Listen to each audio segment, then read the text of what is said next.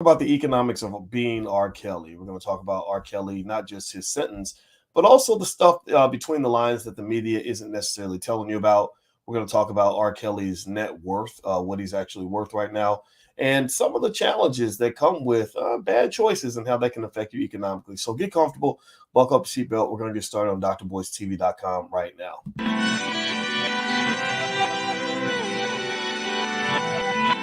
Here we are, clan the isms, cataclysm, great. Our people out here struggling, trying to make it in this state. Everybody out here doing it, but we the ones too late. Now family, we the ones who gotta delegate. Get that money in the power, never be fake. Stick to co-sign for 3. What did he say? Create jobs, support our own. Educate the same and buy back your home. Got 3 degrees, triple 10. 3 PhDs, now we on the CNN. DBTV, let's talk about negligence. Ignorance is bliss, but we can turn it to intelligence. Believe none of what you hear, half of what you see. Let's break it down here on Dr. Boyce TV. Here we are. Hey, what's going on, everybody? Welcome to drboystv.com, the home for intelligent Black people. My name is Dr. Boyce Watkins, and I want to say hi to everybody. Shout out the city that you're from. Let me know what city you're from. I see Kenneth Reed from Detroit, and Mr. George and Steph Bell. How you doing? Dale Wells and Christopher Valentino. Says 30 years. Good for him. Yeah, we're going to talk about that, man. Woo, R. Kelly. Wouldn't want to be in R. Kelly's shoes right now. Hey, Dave, how you doing? Hello. Let's see. I see some Power Man says free R. Kelly. Okay. All right. So let's see. Someone said I made 3 kids off of his music. Okay, then. All right. Mr. Garage Doors, Atlanta, Georgia. Daniel, San Antonio, Lancaster, Pennsylvania, Las Vegas, Katrina. I see you, Chicago. I see you. Welcome. Hit the thumbs up button if you haven't done it yet. So give me a yes or no. How many of you saw that R. Kelly got 30 years in prison today? Did anybody else see that? Give me a yes or no in the chat if you followed this. R. Kelly got 30 years today from a judge. And from what I understand, it came from his activities involving women and children. I don't think that the child porn charge has even hit the court yet, which means I guess they'll tack another 20, 30, 40 years on for that. But give me a yes or no if you saw what happened. So he got 30 years in prison. I saw people talking about it, and it's life, I guess, and you do things and you make mistakes and things go bad for you eventually. And it's not as if we didn't know R. Kelly was a freak. I mean, don't get me wrong. I'm not sitting there trying to say that you should have the opinion I have on any of this. But y'all knew R. Kelly was messed up when he married Aaliyah. Give me a yes or no if you know what I'm talking about. When he married Aaliyah, y'all knew something wasn't quite right? That's when the intervention should have taken place. Somebody should have said, dude, you're 30. You can't marry a middle school or whatever. You can't marry a 15-year-old, bro. That's crazy, right? But, the interesting thing is that, when you talk about R. Kelly, and I'm going to get to the economics of it as well, because I think that there's an economic issue here that affects Black men. And also, you can't talk about Black economics and Black men without also talking about things like family and choices and influences. And so that the thing with R. Kelly that I really saw that was really interesting is that there was a pass he was given. For a long time, the whole world kind of gave R. Kelly a pass. I remember back in about 2002, I got invited to speak at Jesse Jackson's conference in Chicago. And it was the Rainbow Coalition Conference. And I went to this conference and I went into the bathroom and I'm standing at the stall, just doing what men do at a bathroom stall. And a guy that comes up next to me, which we just start talking a little bit. And he says, I asked him, I said, so what do you do? What brings you here? And he says, I'm an executive with whatever that big radio station is in Chicago, the big urban hip hop station. I was on there just one time, but I forgot what it's called. But I don't know if it's GCB or whatever. But it's like the big urban station. Like imagine the biggest station in Chicago where they play all the biggest music in Chicago, right? So it was right after. I remember it was right after R. Kelly had been caught in that first situation with the kid, right? Well, WGCI, thank you. Or it was a GCI, it doesn't matter. But anyway, it was right after his first big situation where R. Kelly was on kind of an apology tour. He was on BET that week. And I remember paying close attention to the words he was saying. And I was like, I wonder what they're coaching him to say. And he said, just focus on my music. Just focus on my music. He kept saying that over and over in the BET interview. And I thought that was really interesting because I said, I get it now. They want people to focus on the music because if you just remember how talented he is, you'll forget about all the debauchery kind of happening in the background. You'll forget what kind of person he is because you only focus on how talented he is. I guess that worked with Elvis and some of these other people who've done some things that are pretty egregious when it comes to women. And I said, okay, that's an interesting strategy. Then I remember on the BET Awards the same year that he did the video, I know what it was. He did something with a little girl and recorded it or something crazy like that. And he was on the BET Awards. And BET didn't just, let's tell you about BET and the history of BET. You're talking about, you got to go back 40 years. They've been ratchet since the beginning. Now, BET, in case you don't know, is that big white-owned company that caters to black people. The big white company that says, we're doing it for the culture, for the culture. Well, they've all been messing up black culture for about 40, 50 years now. And so that ain't my culture. That's Megan Thee Stallion's culture, but that ain't my culture. That's somebody else's culture, but that's the Migos culture. That ain't my culture. But anyway, on BET, I remember it was either the BET Awards or something like that. They didn't just bring R. Kelly on to perform that year. This is right after R. Kelly got arrested or either arrested or charged or he got out, basically, the little thing with the little girls. One of the first times when it got really big. They didn't just bring him on to perform. They gave him like a 12 to 13 minute set. They made him the biggest keynote performer. It had video and it was really long. And I said, wow, this is really fascinating to me. And again, you sometimes, to understand the present, you got to go back to the past. So BET, literally, I recall, if I recall this right, they didn't just continue to let R. Kelly perform. They honored this man. They honored him right after he was accused of doing something unspeakable with a child. And so I'm in this bathroom stall talking to that executive at WGCI, and I remember saying something to him. I said, "Man, that R. Kelly stuff was pretty terrible." And I said, "Are y'all going to keep banning his music?" And he said, "No, we're not going to ban it anymore." After a week, and I said, "Yeah, he is talented." He said, "Yeah, he's so talented. He's so talented." I'm sitting there thinking, dude, all you can think about is how talented he is, and you're not thinking anything about what's going on with these children. So in my view, here's my view on the R. Kelly thing. It goes way back. It didn't just start now. It started 25 years ago. Everybody kind of overlooked a lot of what was going on with him. A lot of people didn't. People that could have intervened didn't intervene. One of the things I would say is that if R. Kelly is getting 30 years in prison, I think that there are other people who should be held accountable as well. Obviously, the record label and any enablers, anybody in his space that was letting him do these things and telling him that these things are okay, those were not his friends. And that's important for you to understand. You're not doing good for yourself if you got a bunch of people around you that will enable you in your worst behavior. R. Kelly is a sick man. Like, let's just be clear. He is a criminal. Sure, absolutely. But to me, he's a criminal the same way a crackhead is a criminal. A crackhead doesn't just need jail. A crackhead needs rehab. R. Kelly is mentally ill. Can we at least agree on that? Can I say that without people thinking that I'm defending this man? I never defended this man. Back in the day, I remember I wrote an article, a scathing article. I can't believe BET. What's wrong with you, BET? I've been talking about BET for many years because they've been messing y'all up for a long time. So can we at least agree on that this man has a mental illness? And what this man really needed was he needed a therapist that cared enough to get in his face. He needed somebody like a Louis Farrakhan who could sit him down and say, look, this is not going to end well for you. You're going to have to find some balance here.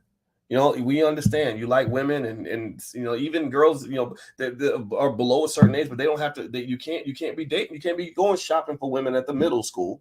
You can't go out, doing things that are going to cause you problems because the chickens will come home to roost.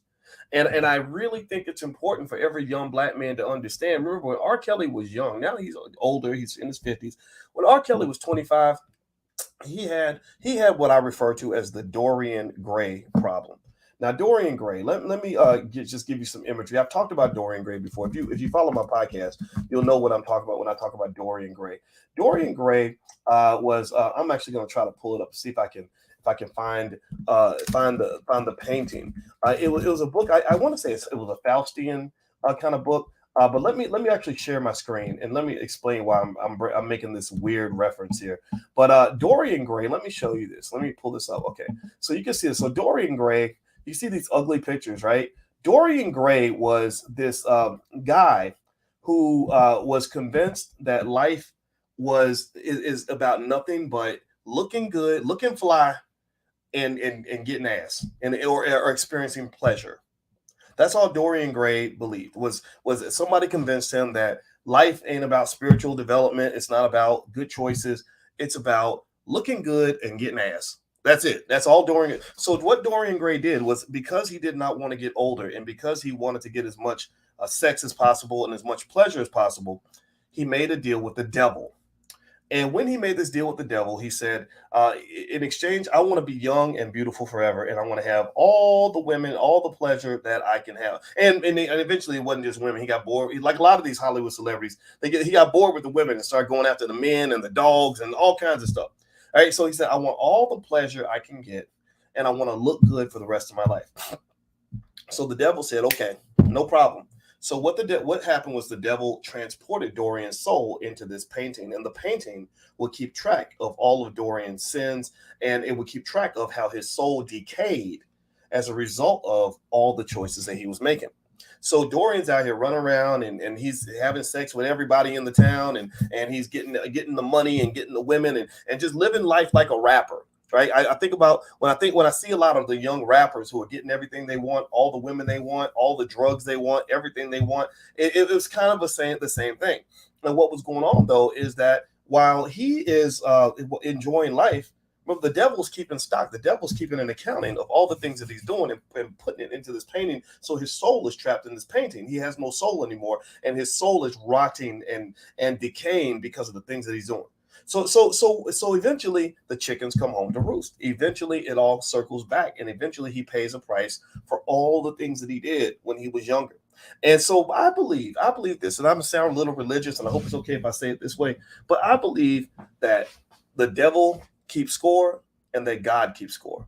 I really do. I believe that the universe keeps score of all the choices that you make, and eventually those choices come back to you. Karma is a very real thing. And what I would say is, when I look at R. Kelly, I see a similarity to a lot of celebrities that I've seen in Hollywood who go out there. You got all the money you want, all the women want you. Let's stop acting like every single woman in R. Kelly's life was an innocent victim who didn't want to be there. Like some of those women were grown ass women, 25, 26 years old, who, say, I have a right to date who I want to date. And you're like, hey, don't date him. He's a dog. Go get you a nice guy. Nice guys are boring. I don't want a nice guy. I want to date the guy who's going to spit in my face and pee on me. Y'all know what I'm talking about. Y'all know that there are women out there like that. Right. And I think that's the craziest thing. In fact, just a side note, if you are the nice guy, keep being the nice guy. Just have the discernment to not be nice to women who don't deserve your kindness. Find you a grown-ass woman, a mature woman who can appreciate a nice guy, who ain't going to beat her ass, who ain't going to run around cheating on her, who ain't going to go destroy her life, and find that woman. Don't be nice to the women that don't deserve your kindness. Save your kindness for the woman who really earns it, okay? So ain't nothing wrong with being the nice guy. They say nice guys finish last. I've been a nice guy my whole life, and I finished first in damn near everything I've done in my life. I don't finish last, and I've always wanted to be the nice guy. So stop that nonsense about, well, you can't be the nice guy because the nice guys finish last. What would you rather be, an asshole? Is that really where the culture is going? Is that the culture, right? That everyone just wants to be mean to other people? I think that's inappropriate. I think that's crazy. So here's the deal. So with R. Kelly, I not only see a guy who reminds me of a lot of hip hop artists and Hollywood celebrities who have everything that they want. So they eventually start to engage in behavior that is just crazy and dastardly because they're always looking for the next high. I remember Deion Sanders talking about how he was at the top of his career. He was winning Super Bowls. He had millions of dollars in the bank. He was going to every party. He could buy any car he wanted. He could have any house he wanted. But he was suicidal. He was so suicidal, he was going to drive his car off a bridge. How in the world could a man who had everything be suicidal? Well, I believe that's because Deion lost his soul. And when you lose your soul and you lose your sense of purpose and your sense of reason for existing to go beyond simply seeking pleasure, then you will be depressed. And Deion did not become a happy man again, from what I understand, until he found his soul. Where did he find his soul? He started going to church. I'm not telling you to go to church. I don't even go to church. But whatever it is, wherever you got to go to find your soul. For some of you, finding your soul might be just finding your passion. For some of you, finding your soul might be going back to the hood and doing work with little children. For some of you, finding your soul might be finding a good woman and a family to pour yourself into. Right? But you got to find your soul somewhere, because if you don't, if all you're doing is just seeking one pleasurable experience after another, eventually that wears off. Will Smith wrote in his book, from what I understand, I did not read Will Smith's book, I do not know Will Smith. I know his brother Harry though. His brother Harry is very smart. And in his book, Will, or maybe it wasn't a book, he said this basically, that he got to the point where he was having so much sex with so many women that having an orgasm made him vomit. Did anybody else hear that? That literally he said having orgasms made me vomit. And I was like, an orgasm made you vomit? So one of the most pleasurable feelings on earth had literally, he had so much of it that it made him have the exact opposite reaction. That to me is the Dorian Gray problem. That's when you've just OD'd on the pleasure life. So you start doing weird stuff. And if you look at R. Kelly, he wasn't just dating lots of women. I mean, there are men who do that. There are men who date around and live, do their thing and want to be gigolos, all this stuff.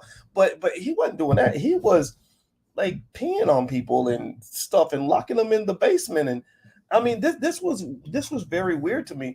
And so he really had lost his soul. And what makes me sad about R. Kelly is I really think that if there had been somebody in his life that could have intervened, he would have made different choices. This gets to my next point.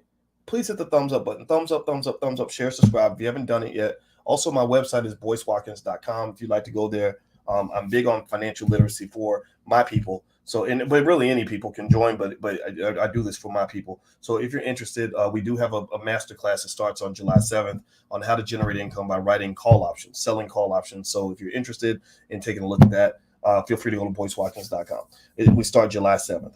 Okay, so here's the thing about R. Kelly. This man sold 4 million records.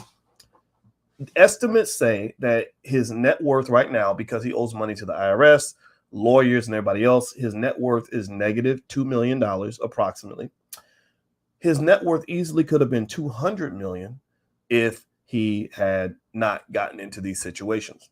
So one of the key points you can pick up from this, when you're talking about economic intelligence, when you talk about building wealth, when you talk about generational legacy, is that a lack of discipline and sexual responsibility on the part of a man or even a woman is going to cost you almost everything. Bill Cosby's net worth, I don't know what it is. Maybe it's a few $1 million. He easily should have been a billionaire. He should be passing $1 billion on to his family, but he won't be doing that because he's got to go pay all these women that he's been hanging out with and doing drugs with since the 1960s. So one of the things that you have to realize is that when you talk about choices in life, particularly economic choices, you can't talk about economic choices in a vacuum. You must also talk about sexual choices. You must also talk about relationship choices. You must also talk about choices like, who are your homies? Who are the people around you? Are they making you better or making you worse? R. Kelly clearly didn't have the best of friends because these people obviously saw what was going on and did not step in to say, look, dude, you got to stop this. Or maybe they tried and they couldn't because he wasn't listening. That's another problem. When people become celebrities and become very powerful, they become very arrogant and they stop listening to other people. So one of the things about R. Kelly, in terms of all this lost wealth, is that when you look at his life, I also see in so many of these cases, I want to go in another direction with this too.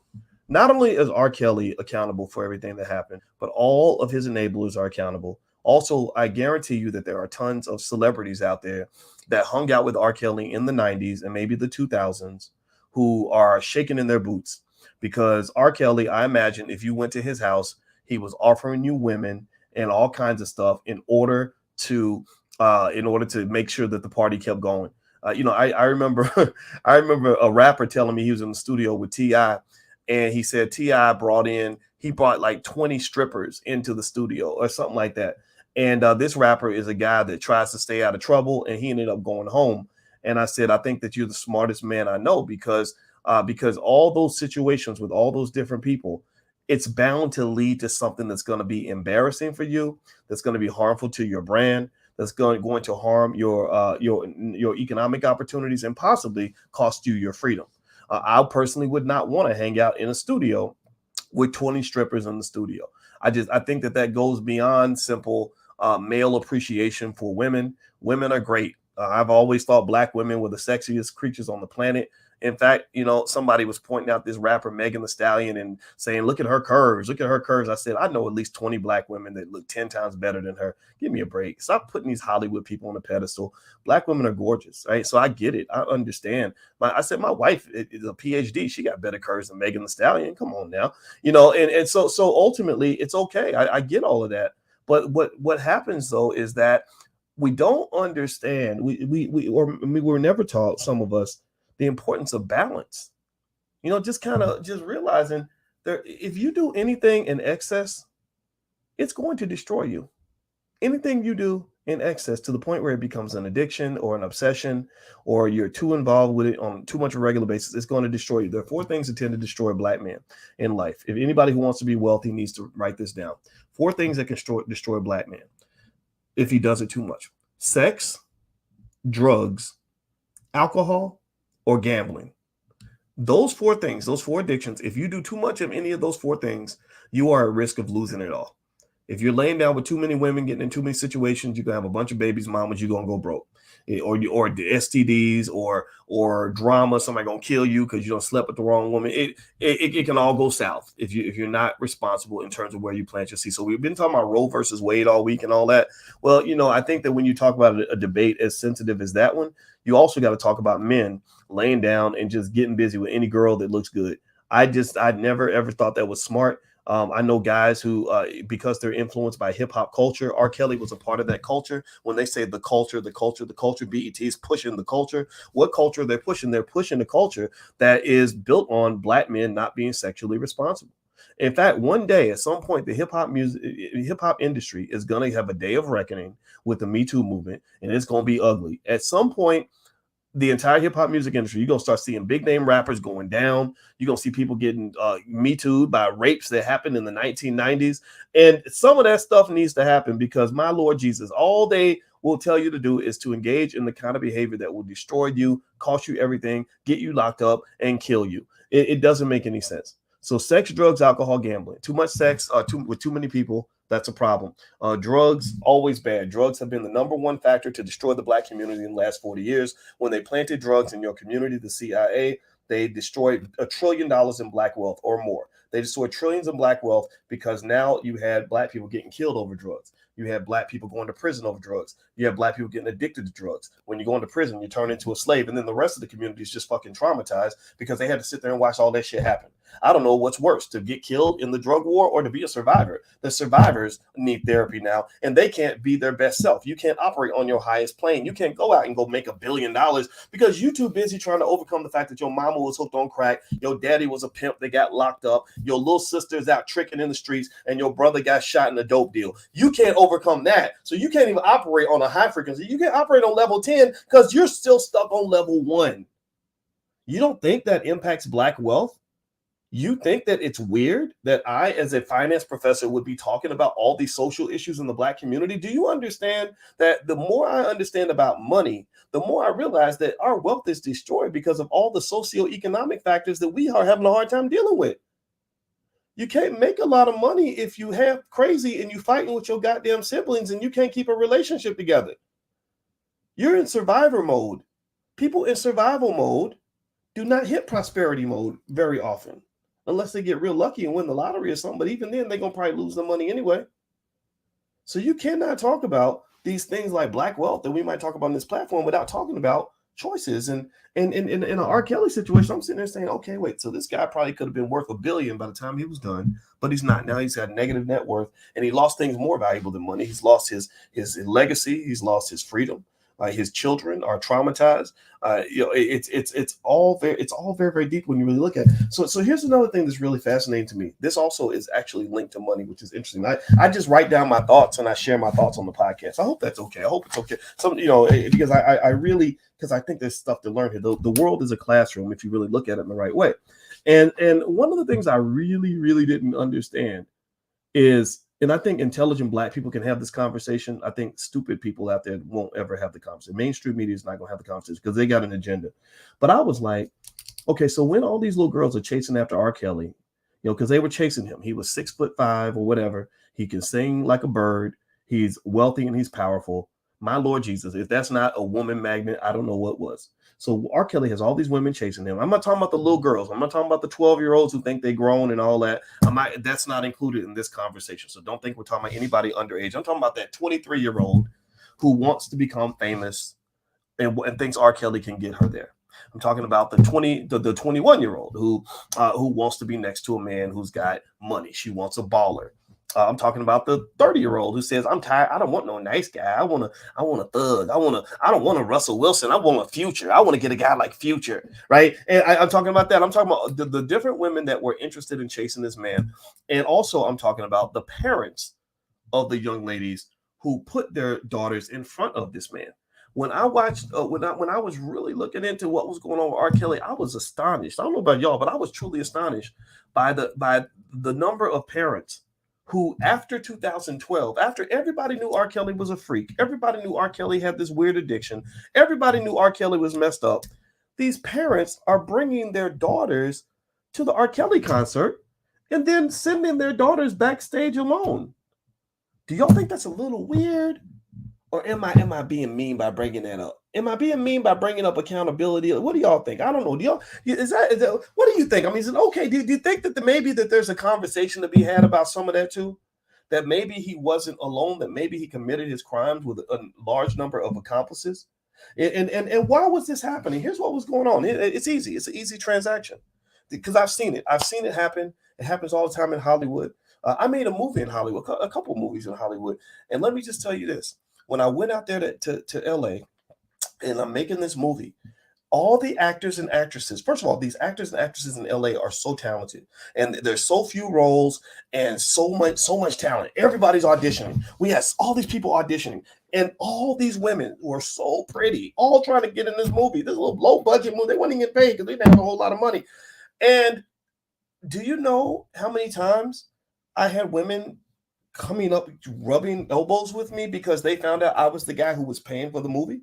Do you know that? You know, it was like, wow. So you don't understand money. You have no ability to even know how much money I actually have. You just want to be next to wealth and power. You think that being next to this guy because people told you I was the guy, that's going to somehow make your life better or give you more opportunities or something like that. And what's really unfortunate is I was sitting there thinking, you know, you're trading something that's incredibly valuable for something that ain't worth a whole lot. I can't make you into a Hollywood movie star. I can put you in a low budget film and you're trading your womb. I mean, there's nothing more precious to me on a Black woman than her womb, right? That's where children come from, right? So the idea that you're trading something incredibly valuable for something that ain't really worth a whole lot, I think is a problem. And so with R. Kelly, you can imagine. Now, R. Kelly really had something. He really had star power. He really had the ability to make you a superstar, I guess, if you went in the studio and sang well. So you had a lot of people willing to do anything to get next to this man because they wanted something from him. They wanted his money. They wanted his fame. They wanted his access. They wanted his clout. Well, guess what? If you show up at R. Kelly's house with your daughter and you want something from R. Kelly, well, it sounds to me like R. Kelly also wanted something from you. So what we think of and what the media might portray as just clear, total, complete exploitation, like almost like Little Red Riding Hood, you know, getting chased by the wolves. What you see is clear exploitation. It was actually, in some cases, a trade. It was a trade. If you're 27 years old and you say, hey, I want to go and I want to date R. Kelly because I want to turn down all the nice guys who aren't going to pee on me. I want to turn them down because they're not rich and famous and they're not 6 feet tall and they can't sing like him. But I want this guy over here because I am addicted to the bad boy because I never had a daddy to teach me what a good man looks like. I don't know what to say to you. You're not like the 12-year-old who got picked up at the playground. You're just in different categories. I know you want me to treat you like you're a little child, but I don't believe grown women are children. I believe grown women make choices. Just like Sierra made the choice to date Future. She got peed on a couple times and then realized, hey, I'm better off picking a Russell Wilson. Let me go after the nice guy, the family guy, the responsible guy, instead of going after the guy who's going to get me pregnant like he did his other 35 babies mamas. So at the end of the day, when I talk about R. Kelly's choices, you got to talk about choices of everybody involved. You have to. Anybody over 18 that made a decision, there's accountability to go across the board. And what I really noticed was when I would see some of the victims in the R. Kelly specials and all that stuff was that some of them had a wide open door to walk out the door anytime they want to. They could have left anytime they wanted to. And so I don't understand that. That's the part that I have trouble processing. And also, let me just say this. I'm going to go ahead and do a shout out on this issue that I think Black folks need to talk about more. Is a lot of this comes down to missing fathers in the Black community. And let me explain why. R. Kelly, I don't think he was raised by a strong Black man. I got to double check, but I don't believe his father was in the home. I believe he was in the projects with a single mother, like a lot of young Black kids. When you don't have that father there to slap you and say, what the hell are you doing?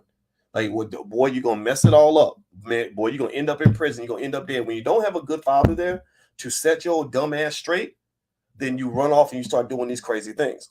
A lot of these young guys who don't have the mentorship of a strong Black man, they start thinking that they're the man of the house at the age of 17, 18 years old. And they're not taking advice from anybody. They're not listening to anybody. They ain't listening to their mama no more. They're not listening to guys on the street no more. They're not listening. So then what happens is they run into situations, right? So maybe the first strong man you really run into and engage with is a police officer with a gun and a billy club. And you start mouthing off to him the same way you mouth off to your mama and mouth off to everybody else. And next thing you know, you're dead.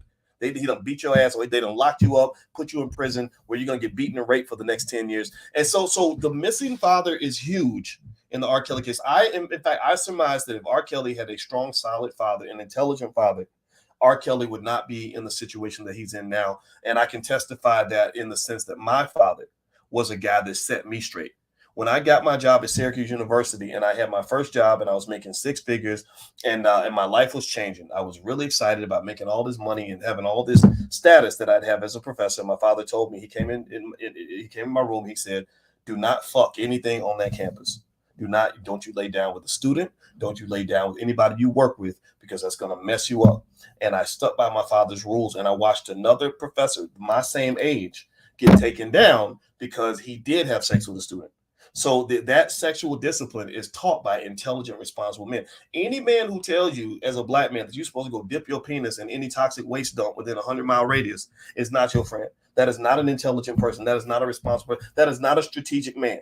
He's teaching you to put yourself in a situation where you are whipped by this obsession with sex to the point where you're going to lose everything you got, because people are sneaky and conniving. And if they know that is your weakness, they will use that weakness to destroy you. The second piece I see here in terms of the missing father, again, this all links back to family, which links back to wealth. The loss of the Black family was the number one factor in the loss of Black wealth. And next to student loans. Student loans and the loss of the Black family are two of the biggest factors in terms of killing Black wealth in the last generation. So also with the missing father, when I see some of these young ladies who think that these thug ass, whack ass, lame ass dudes on TV are somehow good men, I say, oh, okay, you don't got no daddy. You never had a decent man who loved you, or maybe you're chasing your daddy, and these men remind you of your daddy, and it's incredibly sad, because here's the thing: when you talk about these predators, R. Kelly's not the only guy rolling through the hood, checking out the high schools and the middle schools looking for women. He's not the only one. Give me a yes or no if you know what I'm talking about. There's a whole lot of dudes out here that do egregious things when it comes to young women, underage women. Incredibly inappropriate. They need to go to jail. If you're doing this type of stuff, you need to stop. Go find you a grown-ass woman. Stop doing this. You are a predator. So when you have these people, these predators in the community, one of the factors that protects young girls from the predators is the father. Are you following what I am saying? I want you to go back to the TV show Good Times. Remember when Thelma was like young with her little fine self? She's 16, 17 years old, and all the boys are looking at Thelma. All the boys want to get next to Thelma and all that. Well, what stopped that from happening? The father's there, and he's like, if you touch my daughter, I'm going to break your damn neck. When I grew up in my household, my father would have, if an R. Kelly had tried to get next to my sister while she's 13, 14 years old, he would be in the hospital or dead. He would be severely injured, or you would never see him again. His body would just literally disappear, because he wasn't playing that type of stuff.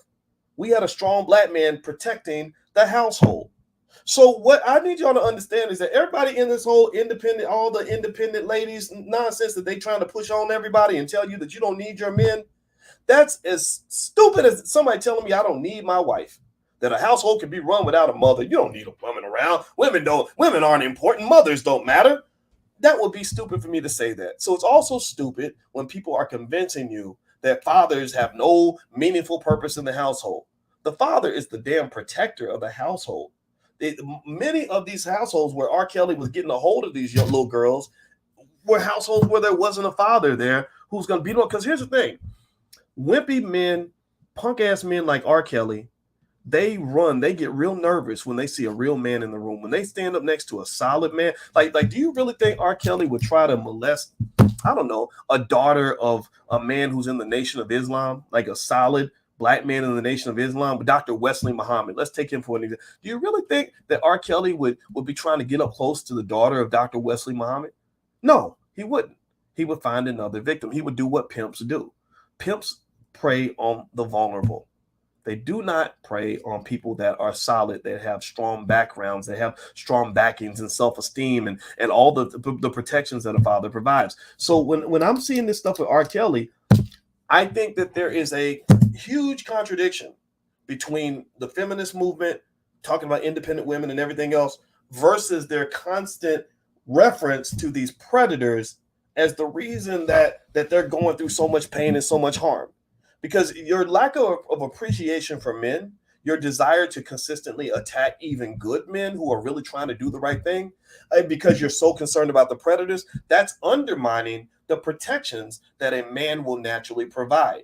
So I'm just telling everybody who is interested in hearing a different version of the truth to really reconsider the nonsense that you're catching in the media. I really want you to intelligently assess the difference between a good man and a predator. All black men ain't R. Kelly. So when they politicize it and they say black men need to stop doing this, I'm like, who the hell are you talking about? Wait, black men need to stop. We just surviving R. Kelly because black men need to stop hurting young black women. Well, I'm like, yeah, but I'm not.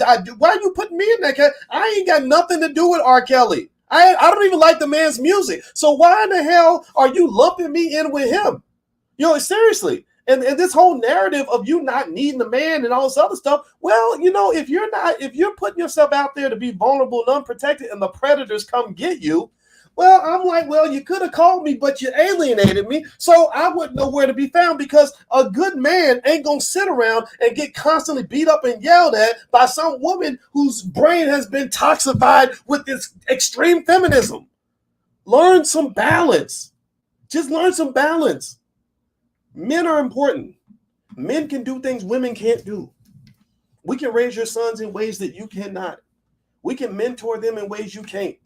I know they talking about trans this and women can grow penises and women can teach boys to play football and all that. You can't play football the way I play football. You can't. So you need to stop. Stop that. So with the R. Kelly thing, it has like a feminist stamp all over. It's like we're going to create a problem, then we're going to sit around and complain about it and call ourselves victims like we're little children, but we're supposed to be strong, independent women, but yet we're little children at the same time. I'm like, what are you, a child or an adult? I don't get it. I don't understand. And why? How in the world is this R. Kelly case somehow indicative of your whole battle against all men? No, this is a battle between the good people and the bad people. This is a battle between solid, quality human beings and the predators in the community who are out there trying to do harm. So the good men are your allies in this whole battle. I ain't never raped, assaulted, did none of that to no woman in my entire life. Most of you men, raise your hand if you would never ever assault a woman. Give me a yes in the chat if you would never ever even consider doing the stuff R. Kelly did. Say something in the chat. All the good men, raise your hand. Because we want to help, but if you're beating us up at every turn and criticizing us at every turn and attacking us at every turn and constantly reminding us how you don't need us and you just want to you just want to run around and have promiscuous sex with different men and be just like the men and all that, so I don't need no man around. It's like, okay, well then I'm gonna go home and you defend your household by yourself. I'm gonna go live my life because this is weird. I don't understand what's happening right now because I apparently have no role in this space. So that's my 2 cents on R. Kelly. And again, sometimes I confuse people because I talk about a little bit of everything happening in the Black community.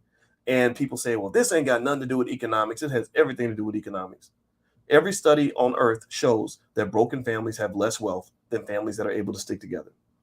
Every study on earth shows that little girls who don't have the dad, who don't have the support of a father, are not as likely to be successful as little girls who do have the support of a father. Every study on earth will tell you that men who make bad choices when it comes to women and relationships, like R. Kelly did, are going to have financial consequences, that some of which you cannot take back. So R. Kelly doesn't just have a physical STD, he got some financial STDs, and these are the diseases that do not go away. So I that's my 2 cents on R. Kelly. That's all I have to say. I appreciate you guys for listening, and I'm gonna bail out. So do me a favor, hit the thumbs up button, thumbs up, share, subscribe if you haven't done it yet. Also, don't forget July 7th. That's when we start the next Black Wealth Bootcamp.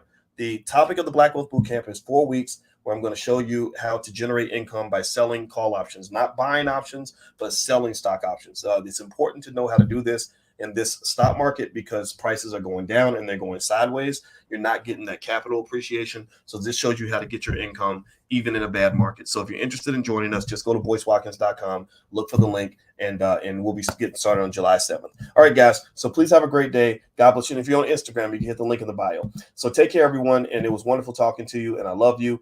And if I offended you, then I can't apologize for that because I'm going to have to tell you the truth no matter what. So I'll see you guys later. Take care now. Peace.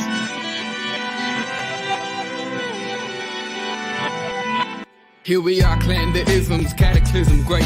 Our people out here struggling, trying to make it in this state. Everybody out here doing it, but we the ones who late. Now family, we the ones who gotta delegate. Get that money in the power, never be fake. Stick to cosign for 3. What did he say? Create jobs, support our own. Educate the same and buy back your home. Got 3 degrees, triple 10. 3 PhDs, now we on the CNN. DBTV, let's talk about negligence. Ignorance is bliss, but we can turn it to intelligence. Believe none of what you hear, half of what you see. Let's break it down here on Dr. Boyce TV.